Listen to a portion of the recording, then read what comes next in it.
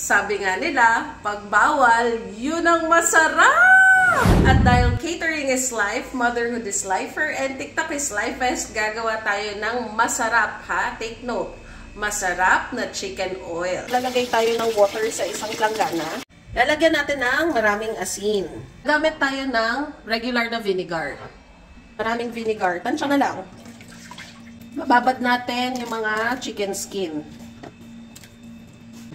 Mawawala kasi yung lansa. Kailangan linisin to para hindi malansa. Yan.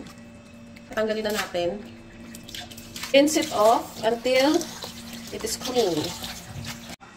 Ayan. Ganyan. Dapat paganda yung itsura niya. Malinis. Transfer lang ulit sa mixing bowl. Hugasan ng mabuti ang tanglad.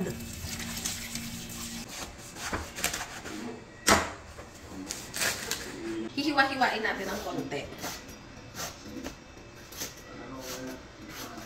Then, pupuk-pukin. Kailangan natin ng pulang sibuyas. 2 bulbs of garlic. So, remove the root. A handful of laurel. Ito lang. Yan lang. Now, it's time to cook. Initin mo muna yung pan. Tapos, magro-roast tayo ng black pepper. Black pepper corns.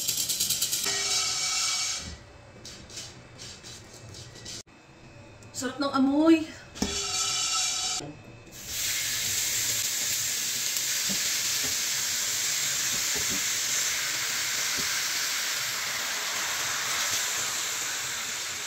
Tayo na tayo ng asin.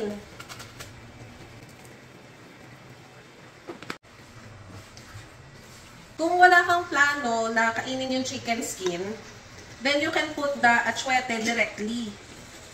Pero kung may plano ka kainin yung chicken skin pagkatapos, medyo mahirapan kang tanggalin yan. So, lagyan lang natin. Kasi oil lang naman ang pakay natin dito. Lagyan na natin lahat. O, yan. O, lagyan na natin itong mga to. Lahat. Yan. Lagyan mo ng tubig. Cover and wait. Halu-haluin mo lang once in a while. Tanggalin na natin to kasi nakuha na natin yung flavor niya. Too much of this kasi will make it bitter.